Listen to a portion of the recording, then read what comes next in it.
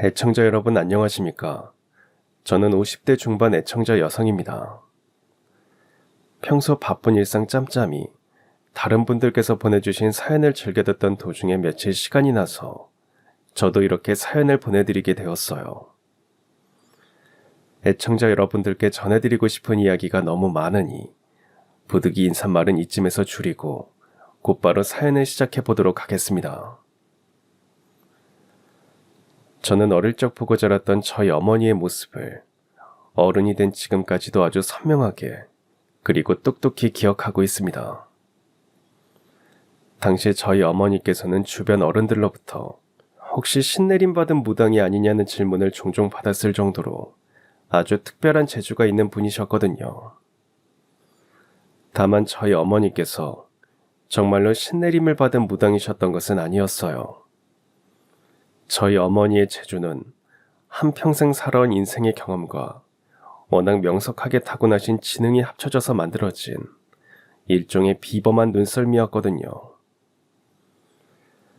어머니의 비범한 눈썰미를 제가 처음으로 직접 체감하게 되었던 건 제가 국민학교에 입학하기 직전이었으니까 아마 67살 무렵의 일이었을 겁니다.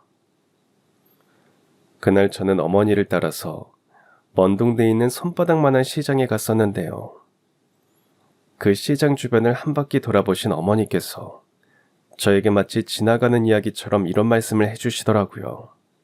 이 손바닥만한 시장이 터가 아주 좋구나. 지금은 작고 별 볼 일 없는 시장일 뿐이지만 장차 이 시장을 중심으로 돈이 모여들고도 남겠어. 그게 무슨 말씀이세요? 혹시 풍수지리학 이야기를 하시는 건가요? 아니, 이 엄마가 한평생 장돌뱅이로 살아가면서 터득한 일종의 경험이자 눈썰미란다. 자고로 물류와 사람의 흐름을 찬찬히 읽어내다 보면 돈줄기 또한 눈에 훤히 보이는 법이란다. 돈이란 결국 물류와 사람이 모여드는 곳을 쫓아다니게 마련이거든. 지금 우리가 서 있는 이 자리가 딱 그런 모양새야. 길이 사방팔방으로 이어져 있는 덕분에 다른 지역으로 넘어가려는 사람들이 꼭 한 번씩 거쳐가면서 끼니도 미리 해결하고 잠깐 쉬었다 가기도 하는 교통의 요충지잖니. 더군다나 주변 지역에 수산물이 풍부한 바닷가 지역과 농사짓는 농경지들이 겹쳐 있기도 하고, 비록 지금은 손바닥만한 시장에 불과하겠지만 머지않아 이 동네에 돈줄이 모여들 거란다. 저희 어머니께서는 가난한 장돌뱅이의 딸로 태어나셨는데요.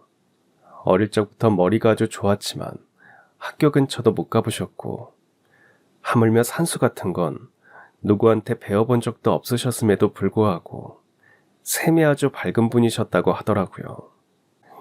그래서 외할아버지께서는 저희 어머니가 아주 어릴 적부터 장돌뱅이 장사에 대동해서 조선팔도 방방곡곡을 정말 안 다녀본 곳 없이 모두 돌아다니셨다고 합니다. 그랬던 덕분에 저희 어머니에게는 물류와 사람의 흐름을 읽어내고 그걸 통해서 장차 돈이 모여들어 대박이 날 자리를 알아보는 능력을 터득하게 되셨던 거죠. 아무튼 어릴 적 제가 직접 겪었던 일 또한 마찬가지였습니다. 방금 전 어머니께서 저에게 장차 대박이 날 거라고 말씀해 주셨던 그 손바닥만한 작은 시장 있잖아요. 몇 년 뒤에 그곳에 다시 가보니까 정말 어머니의 말씀대로 아주 큰 시장이 되어 있더라고요. 허허벌판뿐이었던 시장 주변 땅에도 건물들이 줄줄이 들어서 있거나 한창 건축되고 있던 도중이었고요. 그 밖에도 저희 어머니께서 저곳이다 하고 점찍은 장소는 여지없이 대박이 나기 일쑤였습니다. 이처럼 저희 어머니께서는 타고나기를 명석한 두뇌에 어릴 적부터 장돌뱅이 생활을 해오셨던 경험이 더해져서 대박날 자리를 알아보는 눈썰미가 타의 추정을 불허할 정도로 아주 탁월한 분이셨지만, 역설적이게도 한평생 당신 명의로 된 땅 한 평조차 가져본 적 없는 분이기도 하셨습니다. 그 이유는 다름 아닌 아주 극심한 가난 때문이었어요. 저희 외가댁은 조선시대 때부터 상인, 그러니까 보부상의를 하던 집안이었다고 합니다. 그런 가문의 후손인 외할아버지께서는 앞서 말씀드렸다시피 한평생 조선 팔도를 다 돌아다니는 장돌뱅이셨고요. 문제는 외할아버지가 절대로 좋은 부모가 아니셨다는 점이었습니다. 장돌뱅이 장사로 돈을 버는 족족, 바로 그날 시장 통해서 술값으로 모두 탕진하기 일쑤였거든요. 하물며 그날 번 돈을 오직 술값으로만 탕진했다면 차라리 조금은 나았을지도 모를 일이었습니다. 그랬다면 적어도 집안에 빚은 생기지 않았을 테니까요. 그 시절 시장통에는 을의 화투판이 벌어지게 마련이었고 저희 외할아버지께서는 그 화투판을 좀처럼 그냥 지나치는 법이 없는 분이셨다고 해요. 장돌뱅이 생활의 피로를 풀겠답시고 화투판에 뛰어들어서는 전문적인 화투쟁이들에게 속아 넘어가는 줄도 모르는 채로 가진 돈을 모조리 잃어버리기 일쑤였으며 심지어 빚까지 내가면서 화투를 쳤습니다. 앞으로 두고두고 저희 어머니를 괴롭히게 될 가난과 빚더미가 시작되는 순간이었죠. 물론 저희 어머니께서는 한평생 아주 성실하게 사셨습니다. 외할아버지로부터 장돌뱅이라는 직업을 물려받은 뒤 같은 장돌뱅이셨던 저희 아버지와 결혼해서 두 분이 함께 열심히 장사를 다니셨지만 외할아버지께서는 돌아가시면서도 유산으로 어마어마한 노름빚을 물려주셨다지 뭐예요. 그러는 바람에 저희 어머니께서는 아주 극심한 가난에 시달리게 되었고 오래지 않아 저희 쌍둥이 자매까지 태어나게 되었는데요. 심지어 쌍둥이 자매 중 둘째인 저희 여동생이 어릴 적부터 건강이 썩 좋은 편이 아니었어요. 아무래도 어머니의 뱃속에 있을 때 언니인 제가 쌍둥이 여동생 몫의 영양분까지 많이 빼앗아 먹었기 때문이었던 것 같습니다. 아무튼 이처럼 당시 저희 어머니께서는 정말 이제 허리가 휠 지경이셨어요. 외할아버지께서 남긴 노름빚을 갚으랴, 쌍둥이 딸아이 뒷바라지를 하랴, 심지어 건강이 좋지 않은 저희 여동생 병원비까지 책임지랴. 그야말로 10원 한 장이 아쉬울 지경이셨고 그러다 보니 어머니께서는 대박날 자리를 알아보는 재주와 눈썰미를 가지고 계셨음에도 그 땅을 미리 사놓으시기는커녕 하루 벌어 하루 먹고 사는 것만으로도 빠듯하게 지내셨죠. 그러는 한편으로 저희 어머니께서는 세상 그 무엇보다 진귀하고 값진 재산을 가진 부자이기도 하셨습니다. 그 진귀하고 값진 재산이란 바로 저희 쌍둥이 자매였죠. 저희 쌍둥이 자매가 어머니로부터 명석한 돈을 물려받은 덕분에 이미 국민학생 시절 때부터 아주 영특한 아이들로 소문이 났었거든요.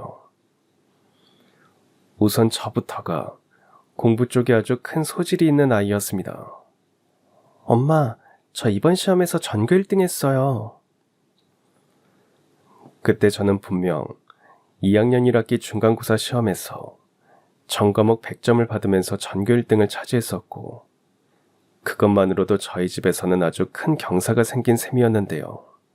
그런 저보다 훨씬 더 명석한 수재가 저희 집에 살고 있었으니 그 수재는 바로 쌍둥이 여동생이었는데요. 뭐가 좀 이상하다고요.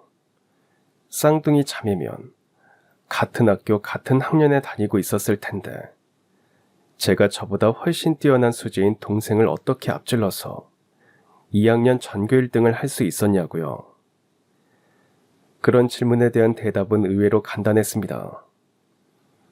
제 동생이 저랑 같은 해에 같은 학교에 입학했던 건 맞지만 머리가 워낙에 좋아서 월반을 했거든요. 제가 2학년 전교 1등을 받아오던 그 해, 동생은 월반한 3학년에서 전교 1등을 했습니다. 놀라운 건 거기서 끝이 아니었어요. 동생이 어느 날 갑자기 학교에 가기 싫다면서 어머니에게 투정을 부리더라고요. 엄마, 저 학교 가기 싫어요. 지루하고 너무 재미가 없어졌어요. 학교에서는 제가 다 알고 있는 것만 가르쳐 주거든요. 그래서 학교 수업이 너무 시시해요. 그런 동생의 말에 화들짝 놀란 어머니께서는 바로 이튿날에 담임 선생님과 상담을 하셨고, 담임 선생님께서는 저희 동생에게 어떤 수학 시험지를 풀어보라고 하셨습니다. 그러고는 100점짜리 수학 시험지를 보여주시며 저희 어머니에게 이렇게 말씀하셨어요. 둘째 따님께서 방금 풀었던 시험 문제는 근처 명문사립고등학교 중간고사 시험지거든요. 심지어 고등학생들도 어려워하는 문제들이 수두룩한데 그걸 다 맞췄다는 건 아무래도 둘째 따님께서는 수재 중에 수재인 것 같습니다. 네, 맞습니다. 제 여동생은 교육제도가 잘 정비되어 있는 요즘 시절에 태어났다면 소위 영재교육 과정 대상자가 되고도 남았을 정도의 수재 중에 수재였어요. 문제는 저희 자매가 어렸을 때는 지금처럼 영재교육 제도가 잘 되어 있는 시절도 아니었을 뿐더러 그나마 어머니 아버지 모두 학교 근처에도 가보지 못한 분들이셔서 교육제도에 대해 잘 알지 못하셨다는 점이었습니다. 제가 그런 상황에 대해 꼭 짚고 넘어갈 수밖에 없는 건 바로 이런 이유 때문이에요. 만약 그때가 요즘 세상 같았다면 저희 동생 같은 영재는 국민학교부터 고등학교까지의 과정을 검정고시로 빠르게 넘긴 뒤에 어린 나이부터 곧장 대학교에 다니며 타고난 가능성을 더욱 크게 발전시킬 수 있었겠지만 당시에는 상황이 조금 많이 달랐거든요. 물론 당시에도 그런 방법이 아주 없는 것까지는 아니어서 담임 선생님께서도 저희 부모님에게 그런 방법을 추천해 주셨지만 저희 어머니께서는 교육 과정에 대해 잘 모르는 분이셨을 뿐더러 동시에 옛날 분이셨기에 검정고시를 썩 달갑게 생각하지 않으셨습니다. 더군다나 저희 어머니께서는 정식 학교 졸업장에 일종의 한이 맺혀 있는 분이기도 하셨고요. 그래서 어머니께서는 담임 선생님의 제안을 거절하셨습니다. 저는 저희 딸에게 검정고시를 보라는 말은 못하겠습니다. 혹시 검정고시에 대한 편견 때문이신가요? 편견이라기보다는 제가 지금껏 지켜보면서 살아온 우리나라의 현실이 그렇더라고요. 정식 졸업장이 아니라는 이유 하나만으로 제대로 된 대접을 해주지 않기 일쑤니까요. 그래서 저는요, 아무리 가난하고 힘들더라도 저희 쌍둥이 딸아이들만큼은 어떻게 해서라도 꼭 정식 졸업장을 따게 해주고 싶습니다. 네, 맞습니다. 당시 저희 어머니의 걱정은 아주 지극히 현실적인 것이었죠. 그 시절 우리나라에서는 검정고시 출신이라고 하면 일단 색안경부터 끼고 보는 풍조가 분명 있었으니까요. 그런 색안경은 검정고시 출신 명문대 졸업생이라고 한들 크게 다르지도 않았어요. 수재라서 빠르게 대학에 가기 위해 검정고시를 봤다고 생각하기보다는 집에 문제가 있어서 학교를 제대로 다니지 못했다거나 혹은 해당 학생이 학교에서 문제나 일으키는 비행 청소년이라서 퇴학을 당하거나 자퇴를 하는 바람에 정식 졸업장을 따지 못했을 거라는 억측을 낳기 일쑤니까요. 아무튼 당시에 선생님께서도 저희 어머니의 고민에 크게 동감하신 모양이었습니다. 그래서 저희 동생을 위한 일종의 타협안을 제시해 주셨죠. 그러시면 저를 한번 믿어보시면 어떨까요? 제가 둘째 따님이 졸업하는 그날까지 방과후 시간을 이용해서 고등학교 교과 과목을 직접 가르쳐 보겠습니다. 제가 사범대학 시절에 고등학생들 가정교사 일을 해본 적이 있어서 충분히 가르칠 수 있으니까 걱정 말고 둘째 따님을 저에게 맡겨주셔요. 그렇게 저희 동생은 국민학교를 졸업하는 그날까지 담임 선생님의 지도를 받으며 국민학생 신분을 유지한 채로 방과 후에 고등학교 교과 과목을 배울 수 있게 되었습니다. 물론 저 또한 그런 동생에게 자극을 받아서 더더욱 열심히 공부를 하게 되었으니 일석이조로 좋은 일이 된 셈이었죠. 그래서 제가 조금 전에 저희 어머니가 세상에서 가장 큰 부자라고 말씀드렸던 것이었어요. 두 딸아이가 모두 총명하고 영특하며 우애도 깊으니 부모님 입장에서는 그보다 큰 보람과 값진 재산이 또 없으셨을 테니까요. 그건 비단 저와 동생 둘만의 생각은 아니었습니다. 저희 부모님께서는 장돌뱅이 생활을 하시며 비록 경제적으로는 10원 한 장이 아깝고 몸도 늘 지쳐 계셨지만 저희 쌍둥이 자매만 보면 신나서 기운을 내셨거든요. 그러는 동시에 저희 부모님에게는 한 가지 꿈이 생겼습니다. 그 꿈은 다름 아닌 저희 쌍둥이 자매를 둘 다 서울대 입학시키는 것이었죠. 이후 부모님께서는 그 꿈을 위해 아주 억척같이 최선을 다해 일하셨습니다. 우선 저희 쌍둥이 자매에게 외할아버지께서 남긴 노름 빚을 물려주지 않기 위해 열심히 일해서 모든 빚을 다 갚으셨고요. 다음으로는 저희 쌍둥이 자매의 서울대 등록금을 미리 마련해두기 위해 더더욱이 열심히 일하셨어요. 하지만 저희 부모님께서는 쌍둥이 자매의 서울대 합격증을 품에 안아보실 수 없으셨습니다. 때는 저와 동생이 중학교 졸업식을 앞두고 있던 바로 그해 겨울, 엄동설한이 유달리 기승을 부리던 그날에도 저희 부모님께서는 장돌뱅이 장사를 하기 위해 낡은 트럭을 타고 먼 길을 나서셨는데요. 하필이면 그날 심한 폭설이 쏟아지기 시작했고 부모님께서 타고 계신 장돌뱅이 트럭이 눈길에 미끄러져 낭떠러지로 추락을 하고야 말았어요. 부모님께서는 그날 그렇게 유언 한마디 남기지 못한 채로 사고 현장에서 소천하셨죠. 그로 인해 저희 쌍둥이 자매는 하루아침에 사실상 고아 신세가 되어버리고야 말았습니다. 원래 저희 아버지께서는 고아원 출신이라 일가 친척이 하나도 없는 분이셨고요. 어머니 쪽 외가댁 친척들이 계시기는 했지만 노름쟁이 외할아버지의 핏줄을 물려받은 나머지 저희 쌍둥이 자매의 보호자가 되어주실 만한 어른은 한 분도 없었거든요. 더군다나 부모님께서 남겨주신 것이라고는 손바닥만한 사글세 월세방 하나뿐이었던 데다가 당시는 고등학교가 지금처럼 의무교육도 아니었던 시절이었습니다. 그런 와중에 동생은 여전히 저보다 몇 곱절은 훨씬 뛰어난 수재 중의 수재였으니 저로서는 일생일대의 선택을 내려야만 했습니다. 이에 저는 부모님의 장례를 치르며 속으로 이런 다짐을 했고 며칠 뒤 그 다짐 그대로를 동생에게 솔직하게 고백했어요. 아무래도 난 고등학교 진학을 포기할 것 같아. 너랑 나 둘 중 하나는 일을 해서 생계를 꾸려나가야 하는 상황이 되었으니까. 당장 집안에 쌀 한 톨 남아있지 않고 다음 달 월세 못 내면 지금 살고 있는 집에서도 쫓겨나게 될지도 몰라.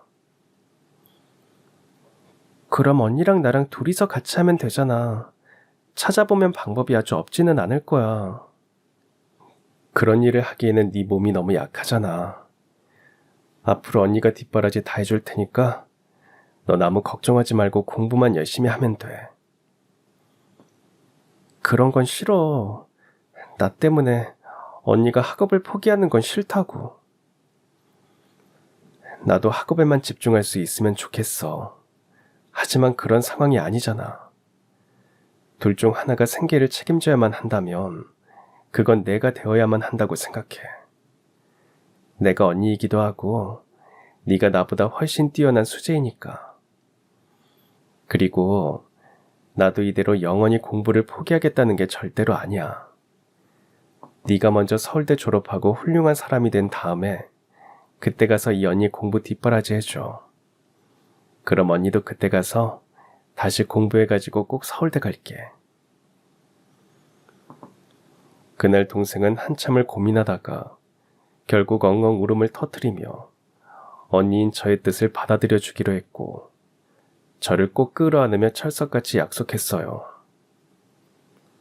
하늘에서 지켜보고 계실 어머니를 위해서라도 꼭 정식 고등학교 졸업장도 따고 서울대도 졸업해서 훌륭한 사람이 되겠노라고요.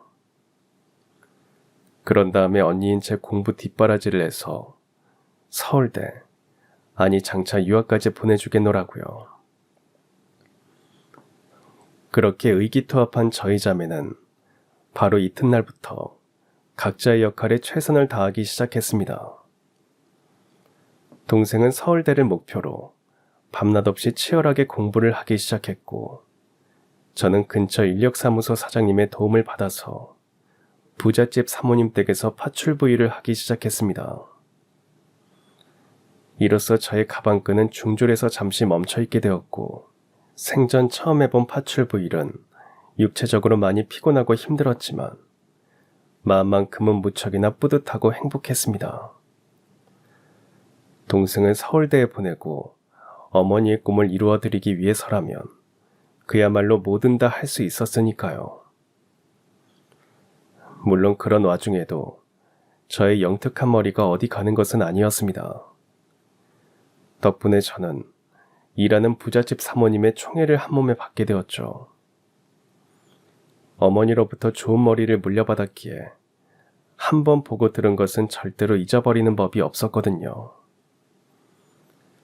사모님께서는 저를 두고 처음에는 아무런 경력이 없는 파출부를 들였다며 내심 걱정을 꽤나 하셨지만, 제가 일을 한번 알려주면 절대로 까먹지 않고 꼼꼼하게 일 처리를 잘하니까 오래지 않아서 크게 안심하셨어요. 더군다나 제 머리가 유달리 영특했던 덕분에 사모님께 뜻밖의 도움이 되어드린 적도 있었고요. 당시 사모님께서는 부탁을 거절하지 못하는 성격이라서 주변 분들에게 이래저래 큰 목돈을 자주 빌려주고는 하셨는데요. 그 액수가 꽤나 크고 이자율도 서로 제각각이다 보니까 사모님이 계산을 잘못해서 손해를 보는 일이 종종 있었죠. 제가 사모님의 총애를 받게 되었던 그날 또한 마찬가지였습니다. 사모님께서 장부를 열심히 들여다보면서 혼자 끙끙 앓다시피 이자를 계산하고 계셨는데요. 제가 청소를 하면서 슬쩍 보니까 뭔가 조금 이상하더라고요. 사모님, 제가 끼어들 자리는 아니지만 아무리 그래도 제가 이 말씀을 드리지 않으면 사모님께 큰 손해가 될 것 같아서요. 제가 봤을 땐 이자 계산이 틀린 것 같습니다. 그래? 그럼 네가 한번 계산을 해보려무나. 그렇게 저는 암산으로 이자를 계산하기 시작했습니다. 물론 어지간해서는 쉽지 않은 계산이었을 테지만 어머니를 닮아서 셈이 무척이나 빠르고 정확한 편이었던 저는 금세 정확한 이자를 계산해 내었습니다. 그러자 사모님께서는 주판까지 동원해가면서 제가 계산한 이자가 맞는지 아닌지 몇 차례씩이나 검산하셨어요. 그러고는 크게 놀란 표정으로 이렇게 말씀하셨죠. 네가 해준 계산이 맞는 계산이었어. 근데 너는 이걸 그냥 한번 슬쩍 보고서 잘못된 계산이라는 걸 깨달았다는 거니? 네, 이자가 적용되는 구간을 차등해서 계산을 해야 하는데 사모님께서는 모든 구간에 동일한 이자를 적용하셨더라고요. 그래서 구간별로 차등해서 정확한 이자를 계산해 드린 겁니다. 평소에도 영특한 줄은 알고 있었지만 이 정도로 똑똑한 줄은 몰랐네. 정말 고마워. 이번 달 월급 줄 때 보너스 같이 챙겨줄게. 대신 앞으로 우리 집에서 오래오래 일해주렴. 이로써 저는 사모님의 총애를 받게 되었는데요.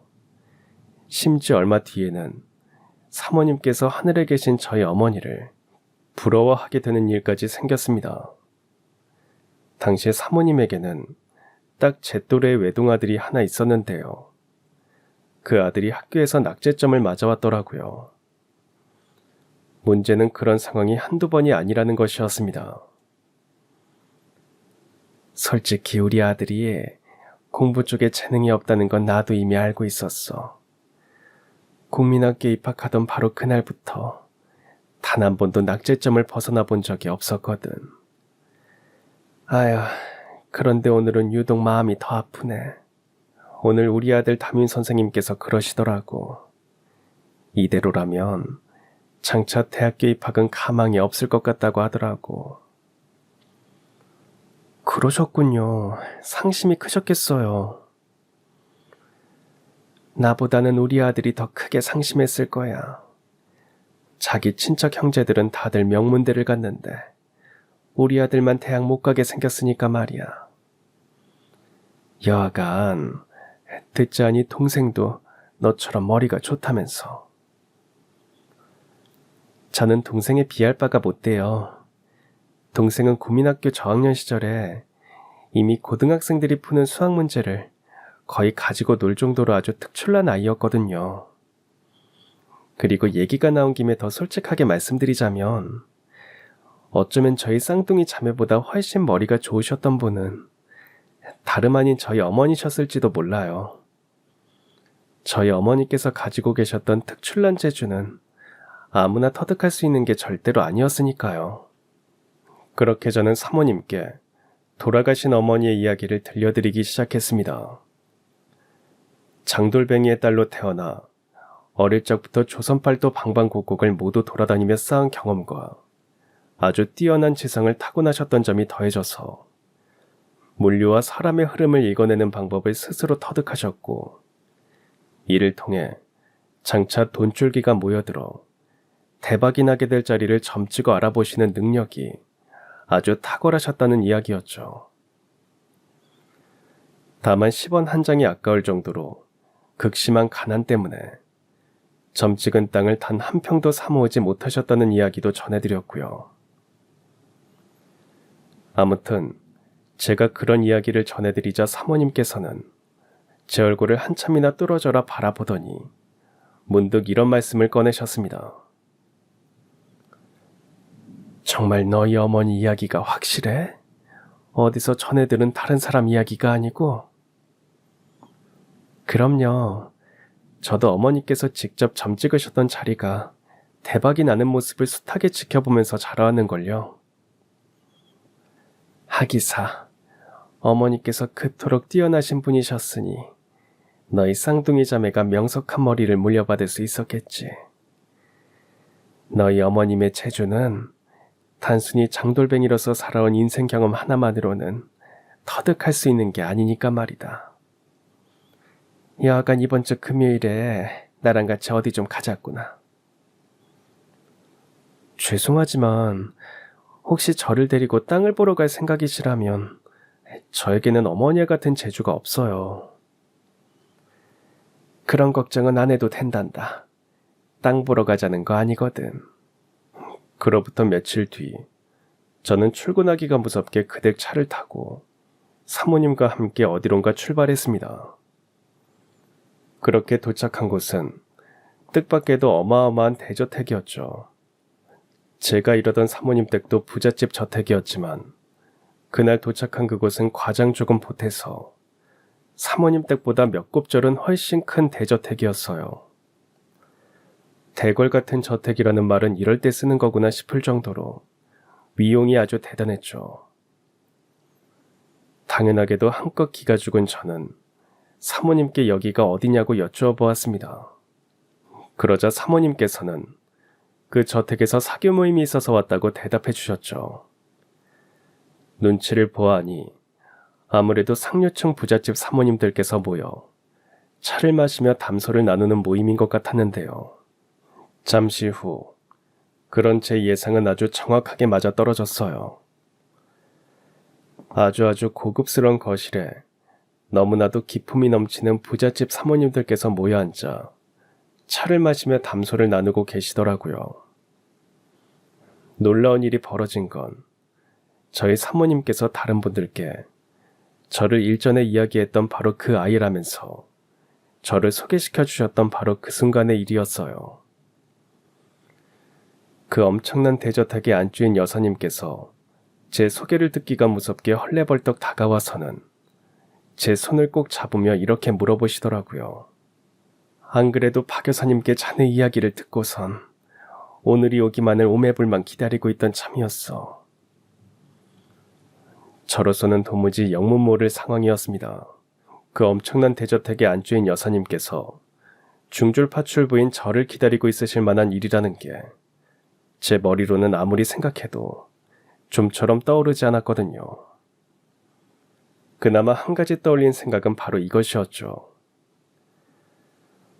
혹시 저를 데려가실 생각이시라면 정중하게 사양하겠습니다. 지금 일하는 사모님께서 저한테 너무 잘해주셔서 저는 앞으로도 지금 일하는 자리에서 최선을 다하고 싶거든요. 그런 일이 아니라 자네한테 꼭 확인하고 싶은 일이 있어서 오매불만 기다리고 있었던 거야. 혹시 돌아가신 자네 어머님 성함이 김성옥 되시는가? 순간 크게 놀란 저는 눈이 휘둥그레진 채로 대답했습니다. 네, 근데 저희 어머님 이름은 어떻게 하셨나요? 지금 일하고 있는 집 사모님한테도 말씀드린 적이 없는데요. 어떻게 알기는 이 집을 나한테 준 사람이 바로 자네 어머님인데 내가 그런 은인을 어떻게 잊고 살 수가 있겠어. 이 큰 저택을 저희 어머니께서 여사님께 드렸다고요? 그날 대저택 안주인 여사님께서는 제 손을 연신 쓰다듬으며 지난날 저희 어머니와 있었던 인연을 들려주기 시작하셨습니다.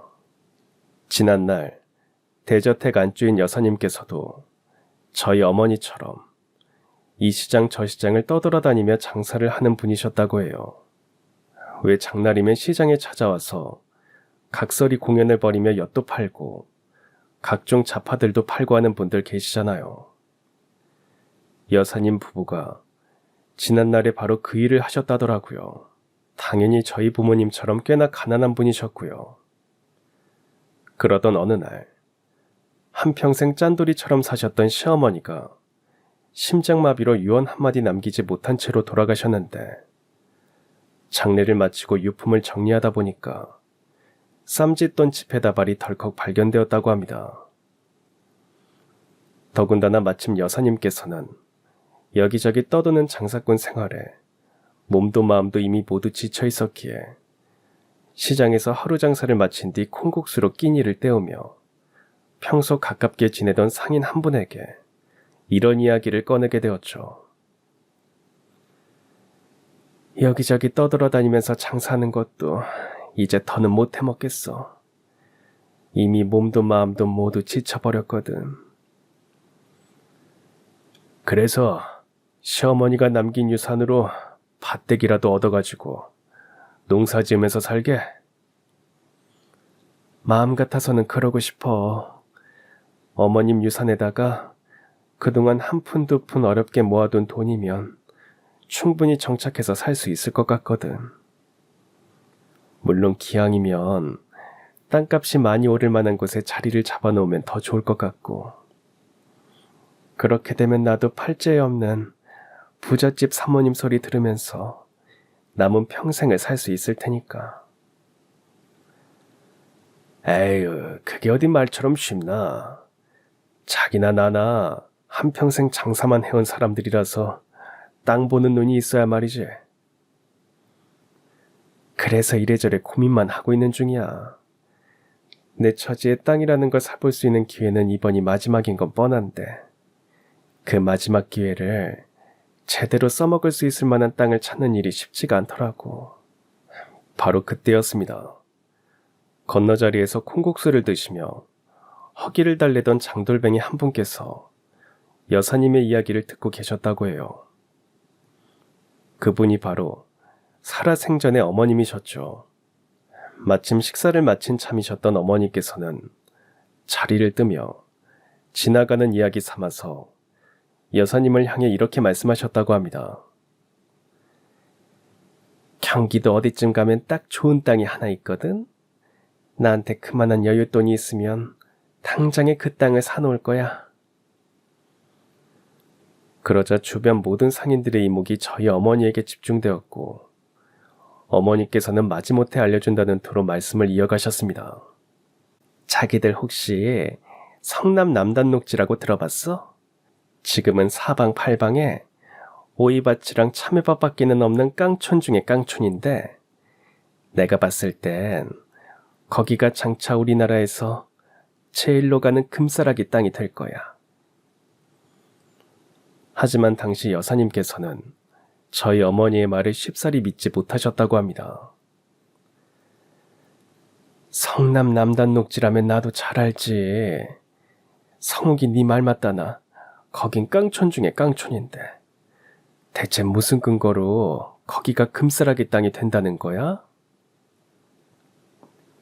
요즘 다들 먹고 살 길 찾아서 고향 등지고 서울로 올라오고들 있잖아. 그러면 어떻게 되겠어? 장차 서울은 사람으로 미어 터지게 되겠지? 그럼 그 사람들이 장차 결혼해서 아이들까지 낳고 또 그 아이들까지도 각자 가정을 꾸리게 되어봐. 서울 하나만으론 그 수많은 인구들을 감당할 수가 없어. 그럼 당연히 서울 근처를 새로 개발해서 그 수많은 인구를 분산시켜야 할 텐데. 서울 북쪽은 휴전선이 가까워서 근실 내로는 개발되기가 어려울 거라고 봐. 군사보호구역이 도처에 널려 있기도 하고.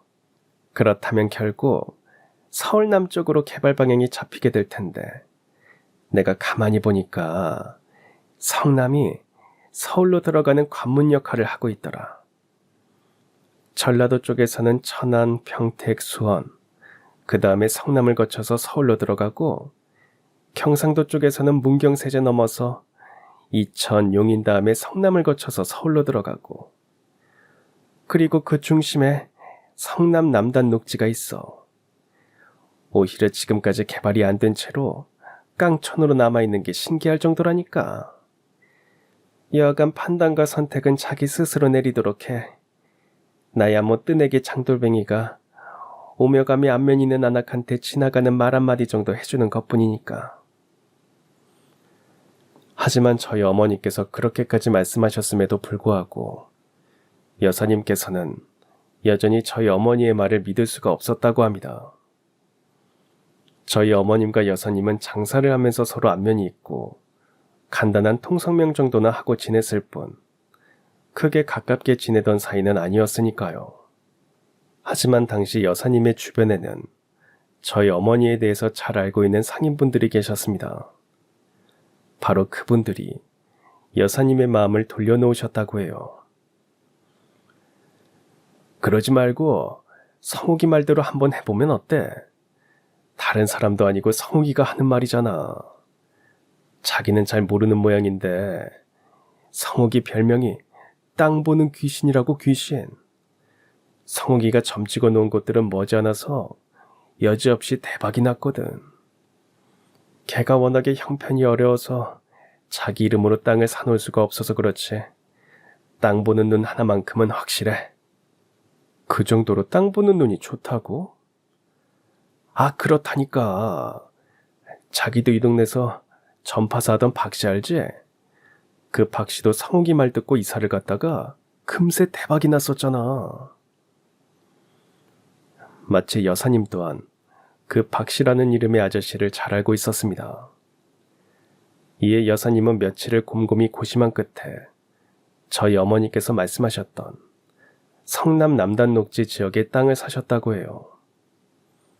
저희 어머니 말대로 대박이 나면 크게 횡재한 거고 만에 하나라도 행여 대박이 나지 않더라도 원래 계획대로 농사를 지으면서 살면 될 거라는 생각에서였죠. 이쯤 되면 그 성남 남단 녹지라는 곳이 지금으로 치면 어느 곳인지 이미 눈치채신 분들이 계실 테지만 그럼에도 굳이 말씀드리자면 지난날 성남 남단 녹지라고 불리우던 곳의 지금 이름은 바로 이것이었습니다. 그때 자네 어머니가 나한테 추천해 주었던 그 성남 남단 녹지가 정확히 어디냐면 바로 지금의 분당일세. 분당이라고요? 1기 신도시 개발 덕분에 땅값이 하늘 끝까지 치솟았다는 바로 그 분당이요? 그렇다니까. 그래서 내가 이 대저택을 자네 어머님께서 나한테 주었다고 이야기했던 것일세. 자네 어머니 말대로 분당에 땅을 샀더니 초대박이 나서 지금처럼 큰 갑부가 될 수 있었거든. 어디 그것뿐이겠어. 분당 땅이 대박이 난 다음에 참으로 신통하다는 생각이 들어가지고 친한 상인들 통해서 자네 어머니가 과거에 점 찍어 두었다는 곳들을 알아내 찾아다니면서 식당도 열고 가게도 차리고 했더니 거기까지도 전부 대박이 나더라고. 네, 맞습니다. 저희 어머니께서 여사님에게 점 찍어 주었던 성남 남단 녹지라는 지역이 바로 분당이었던 것이었어요.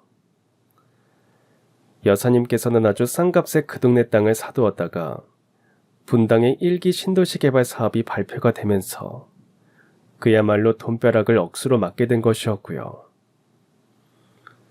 그래서 여사님께서는 언제 한번 저희 어머니를 다시 만나면 그날의 은혜를 갚고자 마음먹고 있었지만 갖은 수소문 끝에 간신히 알게 된 소식은 저희 부모님께서 이미 세상을 떠났다는 것이었죠. 저희 부모님께서 늘 떠돌아다니는 장돌뱅이셨기에 저와 여동생이 지내고 있는 거처 또한 찾아내실 수가 없었고요. 저희 부모님의 집 주소를 알고 있는 상인분들은 없었거든요. 그러는 한편으로 여사님께서는 부잣집 사모님들과 사교 모임이 있을 때면 이따금씩 저희 어머니와 있었던 일화를 상세하게 전했다고 합니다. 장돌뱅이 출신 귀인 덕분에 분당 땅이 대박이 나서 지금처럼 큰 부를 누리며 살게 된 것이지, 우리 부부가 나쁜 일을 저질러서 하루아침에 졸부가 된 것이 아니라면서 말이죠. 그리고 바로 그런 자리 중 하나에 제가 일하던 집 사모님이 계셨던 것이었습니다. 사모님께서는 여사님을 통해서 저희 어머니의 이야기를 익히 들어서 잘 알게 되셨고, 그러던 중에 제가 어머니의 이야기를 사모님께 전해드리자 어쩌면 저희 어머니가 여사님께서 말씀하셨던 장돌뱅이 출신 귀인일지도 모른다는 생각을 하게 되셨다고 해요. 이에 사모님께서 귀인의 딸일지도 모르는 저와 여사님의 만남을 주선해 주셨던 거고요. 물론 그러한 생각은 정확하게 맞아떨어져서 여사님께서 돌아가신 어머니 대신 저를 만나게 될 수 있었던 거고요. 심지어 더 놀라운 건 말이죠. 제가 여사님을 만나게 된 바로 그날이 저희 어머니의 생일을 며칠 앞두고 있는 시점이라는 것이었어요. 이에 여사님께서는 귀인의 생일상이라도 직접 차려주고 싶다면서 저희 쌍둥이 자매에게 함께 성묘를 가자고 말씀하셨고, 그렇게 며칠 뒤 저희 부모님의 산소를 마주한 여사님께서는 뜨거운 눈물을 흘리며 이렇게 말씀하셨습니다. 성옥이 이 사람아, 살아생전 그토록 땅 보는 눈이 뛰어났던 자네의 무덤이 어찌 이리도 작을 수가 있는가. 그 특출난 재주를 가진 사람이 어찌 이리도 허망하게 떠나버릴 수가 있고, 그래도 저희 어머니께서는 세상에서 가장 귀하고 값진 보물을 가진 부자셨습니다.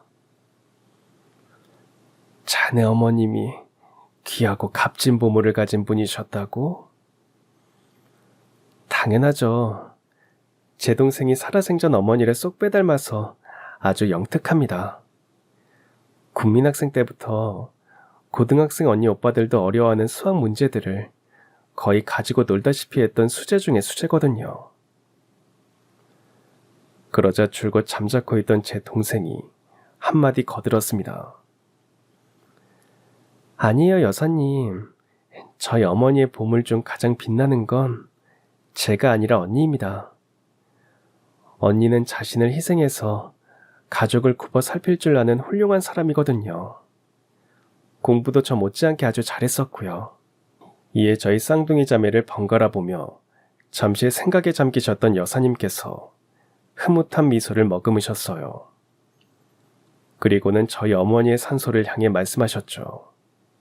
아무래도 성옥이 자네가 앞날을 미리 내다보고 나한테 분당 땅을 소개시켜줬던 모양이로구먼.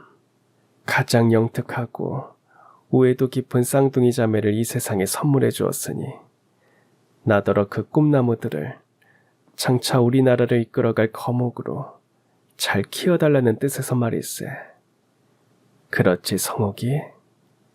말을 마친 여사님께서는 마치 대답을 기다리신다는 듯이 저희 어머니의 산소를 한참이나 물끄러미 바라보셨습니다. 그리고는 이내 저와 동생을 꼭 끌어안으며 아주 뜻밖의 말씀을 해주셨어요. 지금 내가 가진 재산은 두 사람의 어머님으로부터 선물 받은 것일세.